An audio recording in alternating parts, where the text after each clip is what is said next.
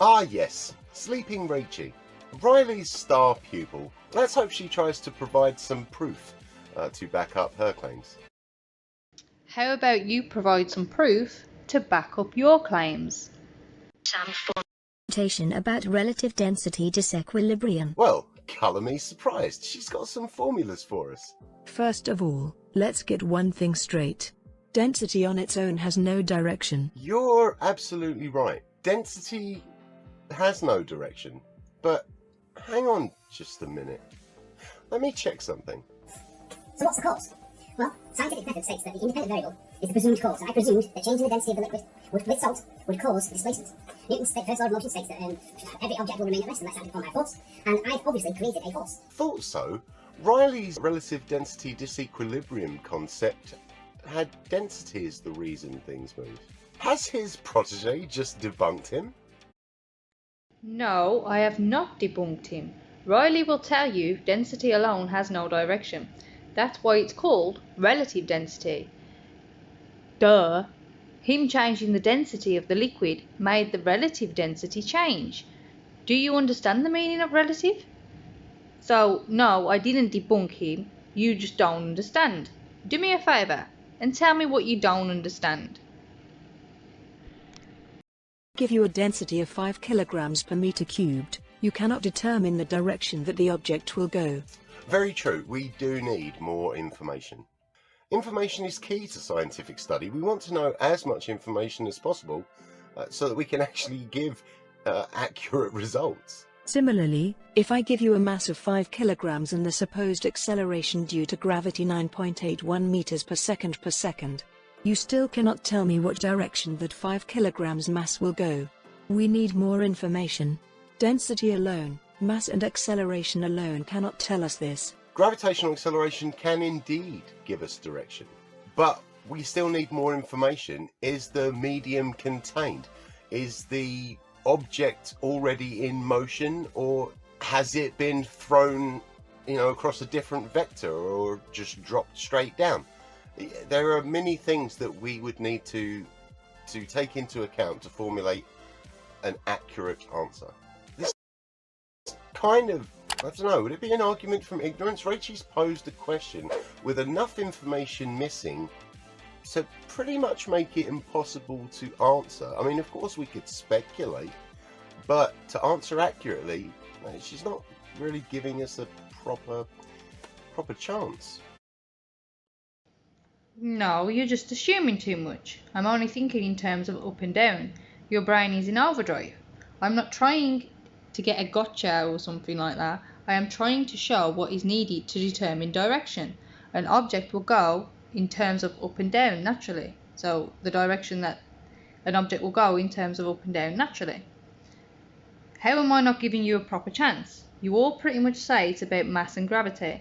I gave you mass, I gave you density of the object, and I gave you 9.81 meters per second as gravity. I then gave you the mass of the medium. So, her representation of Riley's relative density disequilibrium wouldn't be able to answer this either. Rachie's either being intentionally misleading, or she understands physics about as much. Correct. Relative density wouldn't be able to give us an answer for that either. But relative density is not gravity, is it? So relative density tells you that you need the object's density relative to the medium's density. Did I give you the medium's density? No. Therefore I cannot tell you the direction, can I? The same as you cannot tell me the direction, because you don't have the medium's density, and that is what you need, because it's not just about mass and 9.81 meters per second. It's about density of the object and density of the medium. And without the density of the medium, you guys cannot get direction at all. Leaking warrior. Hey, they love mass so much. Let's give them the mass of the medium and say it's 10,000 kilograms. Can they now tell me the direction using gravity and mass? Nope. So, mass and 9.81 meters per second can't give us direction, even with the mass of the medium. Argument from repetition, but carry on. No, it's not argument from repetition. I did not give you the mass of the medium before this. Now I have gave you the mass of the medium. So it's not repetition when I only gave you the mass of the object, the density of the object, and gravity before. Now I'm giving you the mass of the medium. So now you have the mass of the object, you have the mass of the medium, you have 9.81 meters per second, and you have density of the object. What's the problem? I know what the problem is. You're missing the density of the medium. Why do you need the density of the medium? Because you need the relative density of the object and the medium in order to determine the direction, don't you?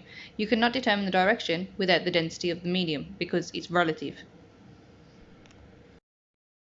So now we have established that mass and acceleration and mass of the medium cannot give us a direction. So how do we get the direction? Because clearly the mass of the object, acceleration and mass of the medium cannot tell us this. This I'm actually interested to see because it won't. Unless Rachel's only thinking in terms of, in terms of up and down. So yeah, I guess we'll see. I am only thinking in terms of up and down.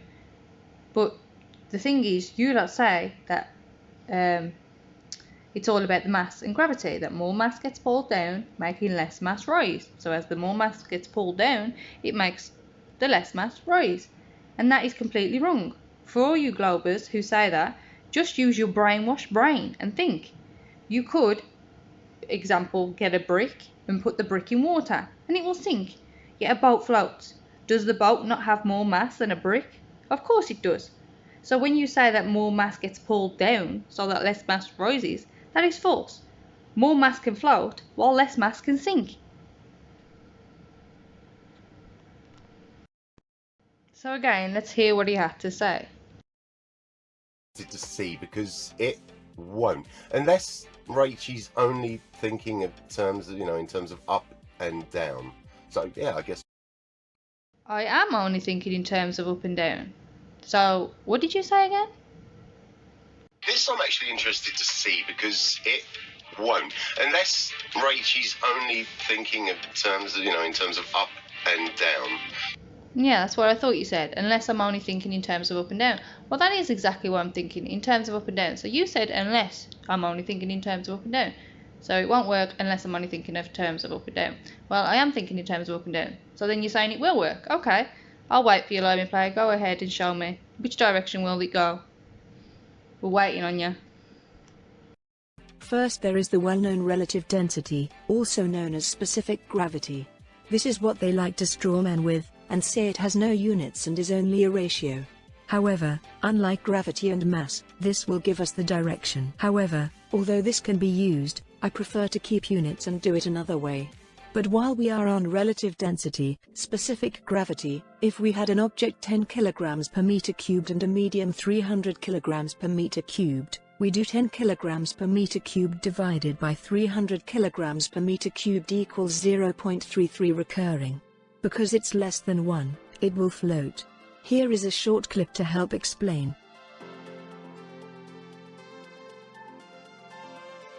Okay, so that is relative density, specific gravity. So I noticed how you skipped most of that, but yet it told you the direction, etc. and the percentage submerged, and it didn't use 9.81 meters per second, or gravity at all. It gives us direction and placements, so how much submerged. Like we keep telling you, relative density does have direction and magnitude, therefore it is a force. It can also be used to tell us how much of an object will float. For instance, 917 kilograms per meter cubed divided by 997 kilograms per meter cubed equals 0.9. This means 90% of the object will be submerged. It's actually closer to 92%. I don't know why earthers never want to be accurate. Yes, it is closer to 92%. I was just doing percentage to the nearest 10. The point you missed is that it can tell you how much will be submerged, as well as giving you the direction. It's amazing how you always manage to miss the point, isn't it? Even leaving off a lot of the decimals. Temperature would also be a factor here, but, Temperature would change the density, wouldn't it? So therefore, if you change the density, the equation would change, and therefore the amount submerged would change. Because if the temperature is a factor, therefore the temperature would be changing the density, therefore temperature would be affecting how much is submerged, and therefore your equation, because obviously you would have to change the density in your equation. Like, you're changing the density, so you're missing the whole point yet again. And yes, it does give direction, as that clip showed, which obviously you didn't bother to watch. She is taking our established equations for buoyancy, which relies on gravitational acceleration, which has been measured, and then jump to a formula which really just tells us how much of an object is submerged. At this point, No, it told you the direction. It told you whether it would float, whether it would sink, whether it would hover, in your words, neutral buoyancy. So basically whether it would go up, whether it would go down, or whether it would stay where it is. And so therefore it did give you direction and the amount submerged. And that was just relative density, aka specific gravity. And there was no 9.81 meters per second squared in there. All there was one density divided by another, and yet you still got direction and you still got the amount submerged.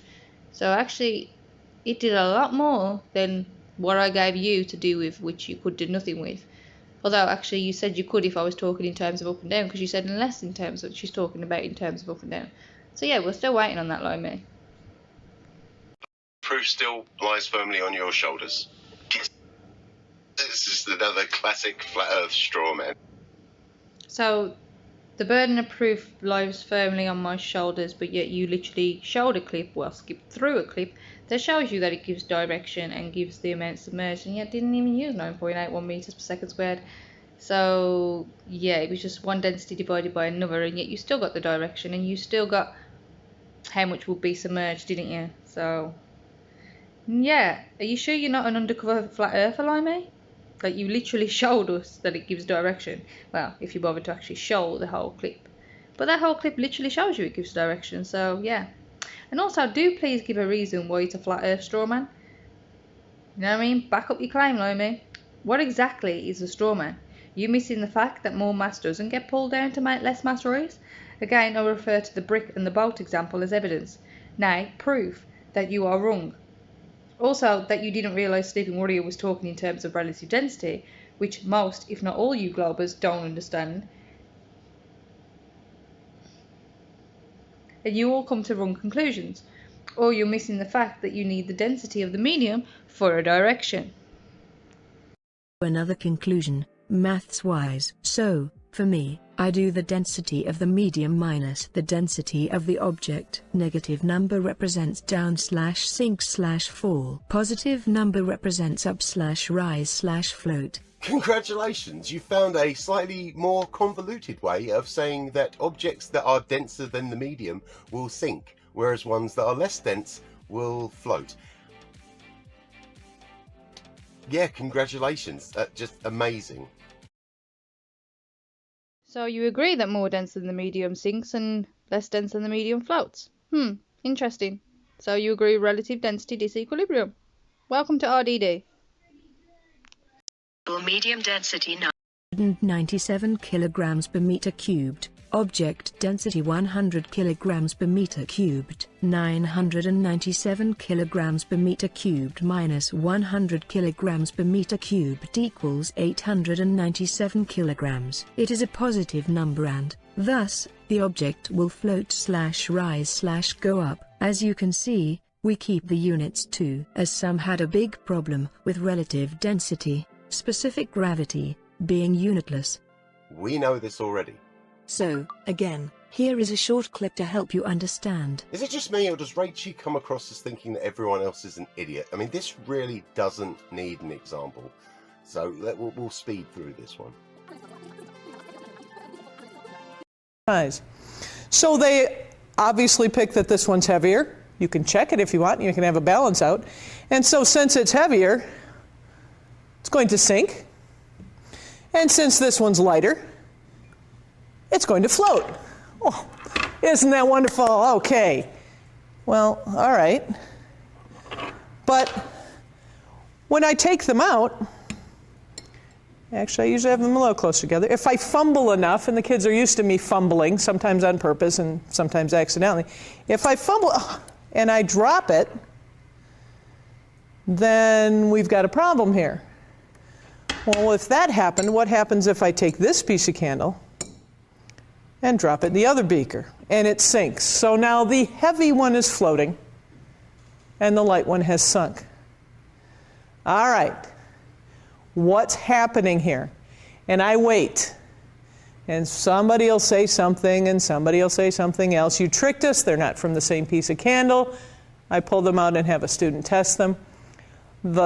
Believe it or not, the last thing they want to tell me is that they are different liquids. And that is the case. And the point I'm trying to make to them is that it's not the difference in the candles and that makes something float or sink. It's not the difference in the liquids that'll make something float or sink. It's the difference in the density of the floating object and the liquid that you put it into. It's not that this candle is heavier than the other one. It's not that it's more or less dense than the other. It's that the candle, and both of them, are less dense than the liquid they're floating in. And in this case, they're more dense than the liquid they're floating in. So we're comparing the object to the liquid and not to each other. AKA relative density. Of density affecting buoyancy, not weight. This Right, because it's all about density. is because the denser something is, the greater the concentration of that mass, which increases the gravitational pull on said mass. There is no gravitational pull. And what does density got to do with it in your model? It's all mass, not density. Since when does gravity care about volume? It doesn't, does it? So, yeah. You bringing the same size into it, saying density, basically, is our argument, not yours. Gravity doesn't care about volume, gravity cares about mass. Except gravity isn't real, but whatever. You get the point. In an object of the same size that is less dense, it would obviously be a much weaker pull. Now, I gave some formulas for how high, etc. in my last video. People say the 9.81 meters per second is from gravity that I am using. Nope, it's from a vacuum testing the rate of disequilibrium. So, first, what is disequilibrium? Nope, it's from gravity. It can be measured outside of a vacuum. We can measure it at different altitudes and see a difference. And we can demonstrate it with the Cavendish experiment, which wouldn't work with your relative density disequilibrium. Try again. So you can demonstrate it outside of a vacuum. Okay, drop a feather and show it falling at 9.81 meters per second. Oh, whoops, didn't work outside the vacuum, did it? You can demonstrate it with different altitudes. Okay, go ahead, demonstrate it. That's a claim, back it up. And you can demonstrate it with Cavendish. Oops, problem is Newton's formula for gravitation actually doesn't work. Gravitational law doesn't work. And yeah, you don't have the mass of the Earth either, because you don't have the density and you don't have the volume of the Earth. So yeah, how did you get the mass of the Earth? You can't, can you? Therefore, no, doesn't work. You would need the distance to the centre of the Earth. Do you have that? How did you get that? I'm waiting. Let me know if you have it. Equilibrium is the uneven of mass. So, if mass was evenly distributed, for example everything was 10 kilograms per meter cubed, nothing would rise or fall, therefore proving acceleration come from disequilibrium. I'm assuming this example doesn't allow for changes in density from temperature fluctuation? Well, Change the density due to temperature fluctuations, and you are totally missing my point, aren't you? My point is, if the density of the object and the density of the medium is exactly the same, they will neither rise nor fall. There will be no acceleration. So by you saying I'm going to bring in temperature fluctuations and therefore change the density, you're basically missing my point and putting it in disequilibrium, aren't you? Therefore creating an acceleration. Again, my whole point is if the density of the object is the same as the density of the medium, there will be no acceleration. There will be no movement. You know what I mean? Like, there'll be no acceleration because there is no disequilibrium. no matter, you still haven't disproven gravity. If everything on Earth had the same density, it would just mean that gravity would pretty much act on it all equally, except at different altitudes, of course. Now, Except at different altitudes, of course. Again, that's a claim. Please back that up with experimental evidence. be clear, the amount of disequilibrium doesn't affect the acceleration rate. Example, in a vacuum, one object, 10 kilograms per meter cubed and another object, 1000 kilograms per meter cubed, still fall at the same rate. Therefore, proving the amount of disequilibrium does not affect the acceleration rate. It can, however, be affected by other things. So you're saying that relative density disequilibrium doesn't affect acceleration? Gravity does. I thought... Relative density disequilibrium is an acceleration. It's a force that causes an acceleration, basically. Gravity does, you says? So gravity is an acceleration rate, right? Which you say is affected. So gravity affects itself now. So gravity is an acceleration rate that gravity can affect the acceleration rate due to gravity. So what? You know what I mean? That doesn't even make sense, to be honest. Trying to disprove gravity, not too good so far. This is why it's best to find the rate of acceleration from disequilibrium, the uneven distribution of mass, in a vacuum. Because you are removing/negating most other effects/factors that may influence and change the rate of acceleration.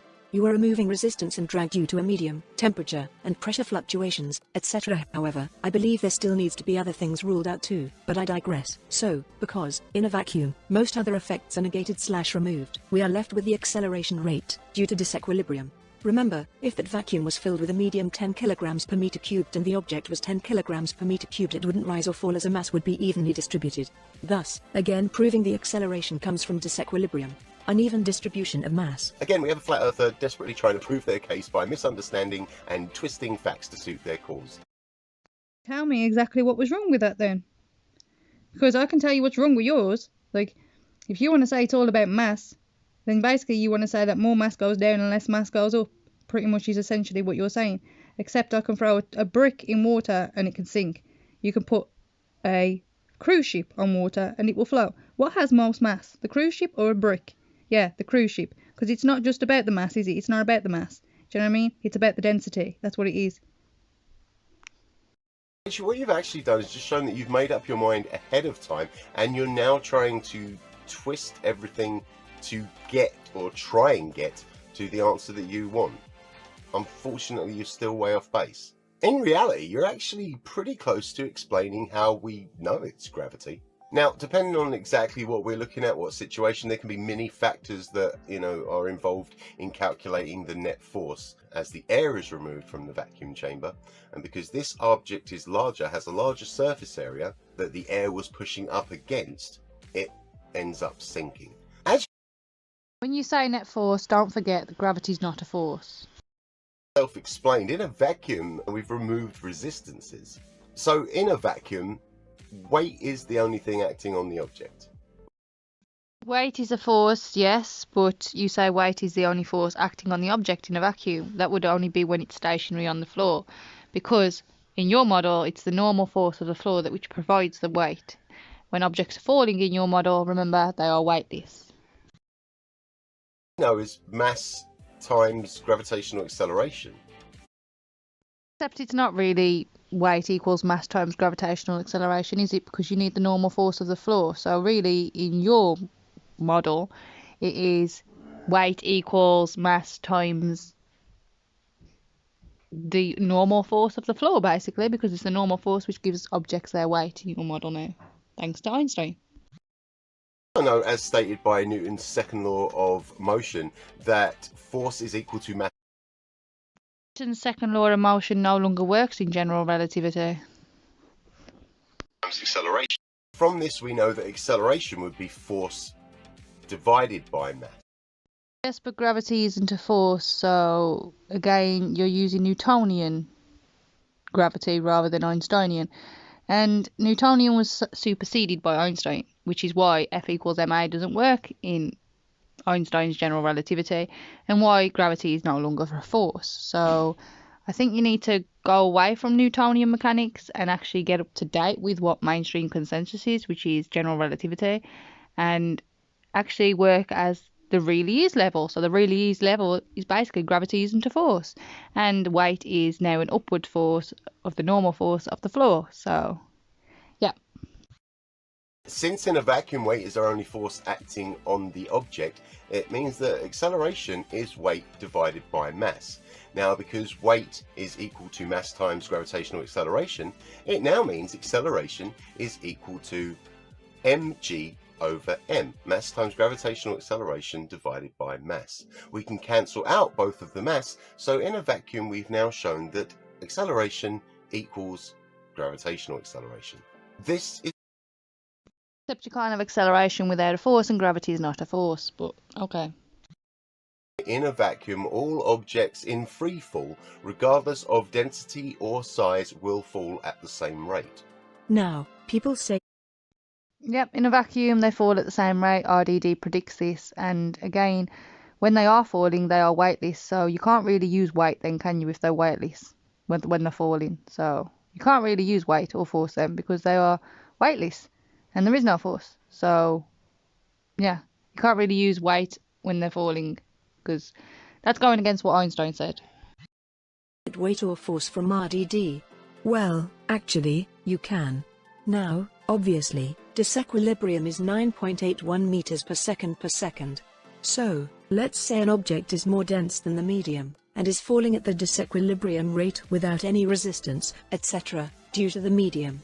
The force which it is falling with can be calculated as its density times its volume times 9.81. So, F equals PVD, where P is object density, V is object's volume, and D is disequilibrium rate.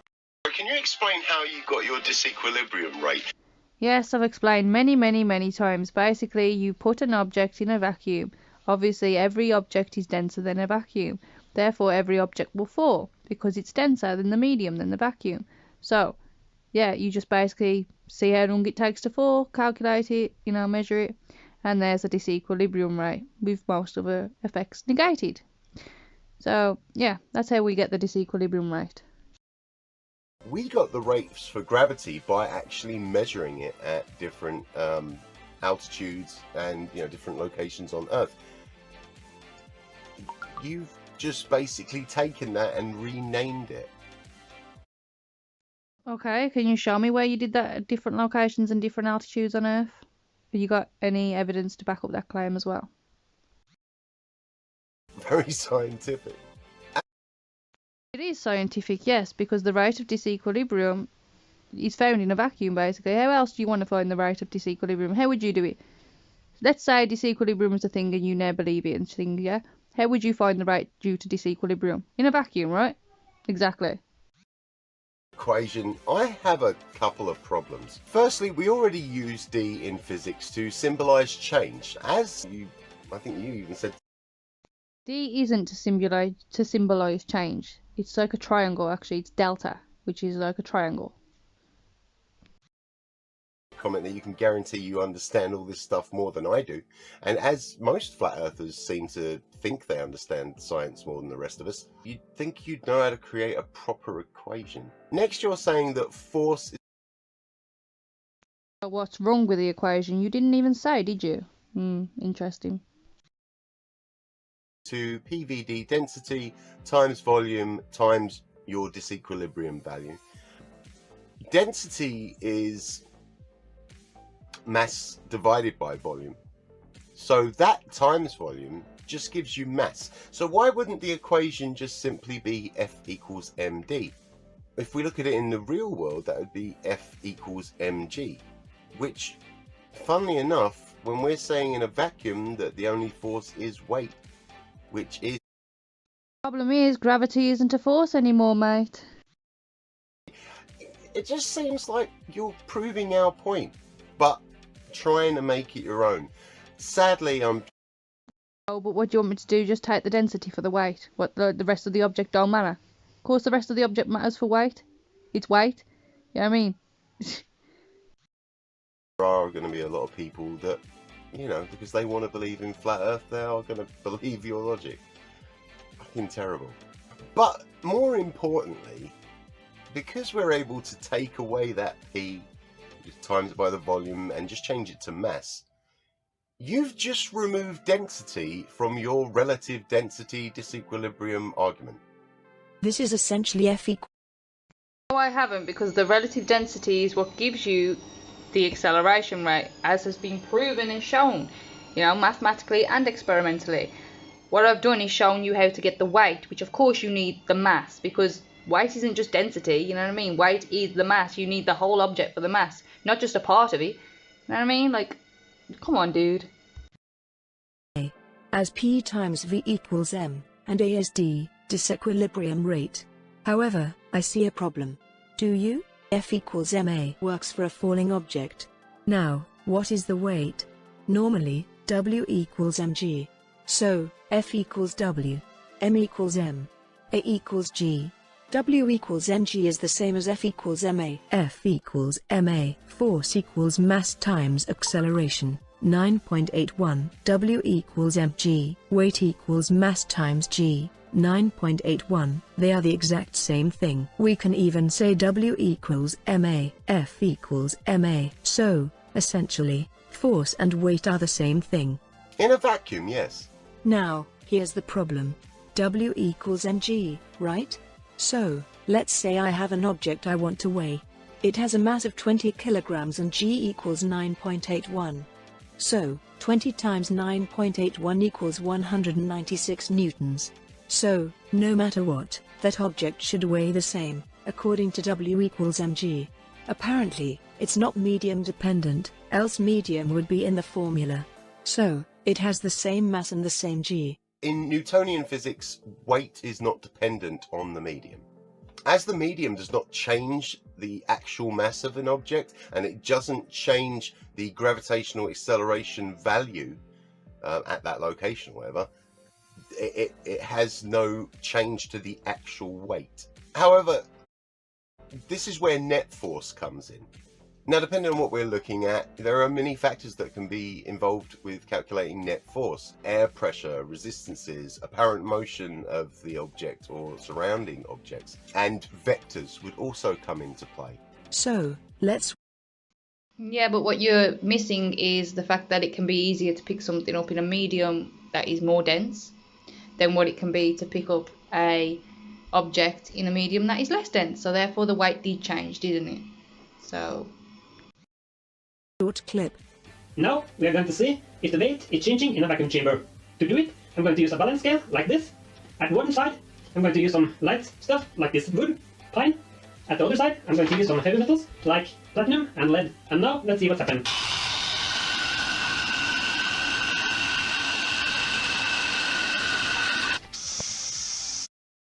See, exactly. He put it into a less dense medium and it got heavier, as shown by the balance scales. So, yeah, weight is dependent on the medium as well as the object. So, it's not just W equals mg. That's an excellent example of why we sometimes use net force. So we see here how the larger object appears to get heavier as air is removed from the vacuum chamber. But how does this happen? Before the air is removed, the object is displacing the air as it is being pulled towards Earth's center by gravity. As such, the air is getting sort of compacted beneath it and moved around it, and it is creating a bit of an uplift underneath the object. This is easier to demonstrate in a liquid, as we can actually measure the weight of the displaced medium and find that the weight of the displaced medium added to the weight of the object when in said medium, you add those together and you get the weight of the object when it's weighed in the air. Remembering that our atmosphere is also fluid, this is why there is uplift underneath it. This uplift is removed as the air is removed from the vacuum chamber, and because this object is larger, has a larger surface area that the air was pushing up against, it ends up sinking. So, as you can... So what happened was you put it into a less dense medium, you put it into a vacuum, and therefore it got heavier. Just like if you wanted to pick a person up in water, it's easier to lift a person in water than it is in air, because of the relative density. Weight is medium dependent. It got heavier when the medium was removed. Weight is dependent on the medium. So, why is it when an object is buoyant on normal scales, it reads the same weight for the object as it does when weighed not buoyant? After all, we have just seen that the medium reduces the weight. No, we have just seen that you don't understand what weight is. As always, it just comes down to a misunderstanding of science and how it's used. Well, in science, as now it's used now, weight is an upwards force. Thanks to Einstein. Go ask PhD Tony if you don't believe me. Weight is now an upwards force. Weight is now the force needed to stop an object from falling. So, no, mate. And again, it is medium dependent, which is why it got heavier. You took the medium out, you made the medium less dense, therefore the object got heavier. It's that simple. Use Newtonian gravity here on Earth and treat gravity as a force at this micro level. When weighing things, we can just stick to mass time or m times g. it's not until you get into really accurate stuff that you need to worry about net force. Over to you, Globers, for an explanation. Using W equals mg, tell me why it was lighter in air and heavier in the vacuum. And, why don't we get the same results with kitchen scales, if weight is not buoyancy and medium dependent? Obviously, as already said, we'd get different results with different surface areas. With the balance scales, that one object didn't even completely fit in the little tray. So there's a much larger surface area for the air to push up against. Still, way to go. No, I was talking about normal kitchen scales. So if you have normal digital kitchen scales, it still registers the weight of that object, even though the buoyancy force is up. So the buoyancy force, the net weight of the object, would have changed in your model, because you've now got that upwards force, it's now buoyant. But if you do it on scales, it will still show you the weight of the object and the weight of the, or shall I say, the mass of the object and the mass of the, the mass of the object wouldn't change in air versus when it was buoyant. So again, how do you explain that in your model? Because the net weight changed. So it should have showed a net weight change, but it doesn't, does it? No, it still shows the same mass. And that is, the scales actually register the force, not the mass. So yeah. And what was I going to say? Oh, so I can explain that with disequilibrium. Can you explain that with your model, being that the weight is meant to, the net weight is meant to have changed, and yet the weight didn't actually change when it was buoyant versus when it was not buoyant. It still weighed the same. So again, explain that in your model, because you didn't explain it. You tried to use equations that have been tested rigorously and that we know work as gravity. It's been tested in many ways, and tried to twist them towards your disequilibrium argument. And again, sadly, some people are going to believe what you're saying. Look at Brian's logic from the beginning of this video. But it is just a complete misunderstanding. And you deny that things in a vacuum get heavier. Okay. Even though it can literally be verified and observed. But okay, keep denying. It highlights how important, maybe now more than ever, education is becoming, because the lack of education is really letting you guys down. I agree, education is important. Unfortunately, we are taught a load of lies, aren't we? Like gravity's a force when it's not. Like Christopher Columbus discovered the earth was round because he didn't fall off the edge. Which apparently, no, they knew, like, what, 1,000, 2,000 years before Christopher Columbus, that apparently it was a ball. And yet we was taught that Christopher Columbus found out it was a ball. So yeah, again, we're just all taught lies. So yeah, the education system does need to change and does need to stop telling us lies. You are correct. I'm not going to bother reading or even typing for the voice to read these equations out loud, because frankly, her complete and utter bollocks is giving me a headache. But this bit cracked me up. Then we do the weight, force, divided by the original mass, not relative. So the density times the volume without the medium taken off. And this gives us the acceleration rate. The problem is, Rach, you've not really explained where the rate of disequilibrium came from in the first place. Actually just said it, the rate of disequilibrium, therefore it came from disequilibrium. Seriously? It measured, exactly. I mean, I'm sure you'll say it was basically done the same way as gravity was, but that they didn't realise what they were measuring. But we've worked it out pretty bloody good, and we can even detect gravitational waves, and it all matches up with measurements and what we expect.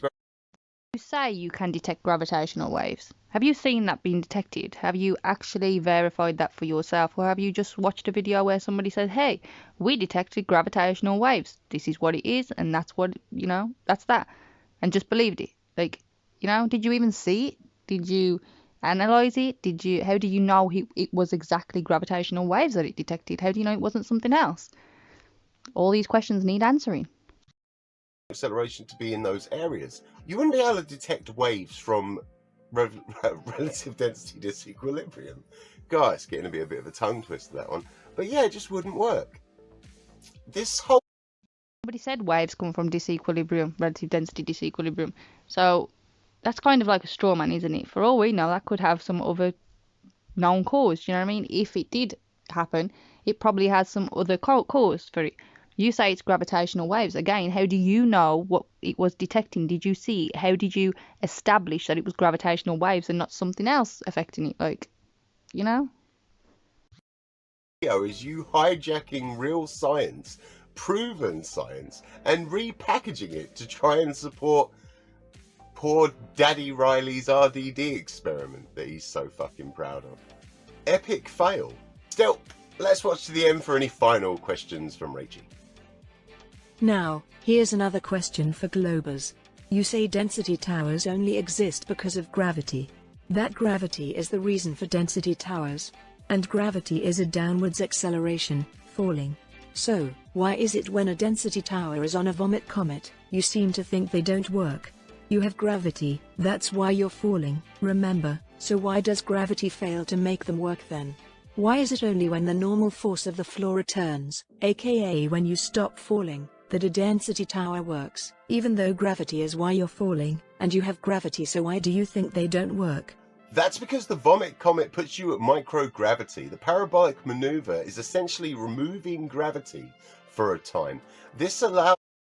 So falling removes gravity. So falling is gravity and falling removes gravity. And you don't see how circular that is and how contradictory that is. You know what I mean? You say falling is gravity, but then you want to say falling removes gravity. It's nonsense. It really is. all of the mediums of different density to start behaving chaotically. You know, they're able to move in any direction that they want. And no, they're not. If you have a density tower layered and then you let it fall, it's not gonna mix because every single layer is falling at the same rate. So no, what you're saying isn't true. What you mean is if you mix a density tower and then drop it and let it fall, it will not rearrange, which is correct because again, all the molecules and particles and whatever are falling at the same rate. So of course they're not going to be able to move into their respective layers because they are in disequilibrium. They are being made to fall. Therefore, they are in disequilibrium. They are falling, and there's nothing supporting them. So therefore, obviously, they are not going to unmix because every single particle is falling at the same rate, and they're already mixed. So, and like I says, if you have them already layered, then they will fall in layers because again, they're falling at the same rate. That's just what happens. thus mix. As soon as the parabolic maneuver ends and gravity is restored, they, will sort of reset to their relative positions. I mean, as soon as the disequilibrium has stopped, basically as soon as the normal force and the support was returned and the disequilibrium beneath and that around it has stopped, and that they're no longer falling due to that disequilibrium, that now their disequilibrium inside can now take effect because they're not falling at the same rate due to the other disequilibrium. That's what you mean. Well, that's what is happening, shall I say. I must say that was fun, but also a bit disconcerting. There are going to be people that are going to see this as a win for Flat Earth, and really it's just a loss for the collective, scientific understanding of our planet. If anything. Imagine if they had said that about Einstein. Einstein, you cannot change Newton's inertial frame to non-inertial. Einstein, you cannot change Newton's non-inertial frame to inertial. Einstein, you cannot say gravity is not a force. Einstein, you cannot bring up bendy space-time. You know what I mean? Imagine people had said that about him, you know what I mean? But nah, it's different when a flat earther says something, isn't it? You always have to say that they're wrong. No matter what it is, even if we're right, you still say we're wrong. It's kind of really annoying. Really know just how important education is. Hopefully any new people or, any flat earther or truth seeker, as they like to call themselves, will question every single aspect of Rachie's equations and ask exactly where did this come from? Where did that come from? Real truth seekers and real flat earthers do that about absolutely everything. We do our own research. This doesn't make sense.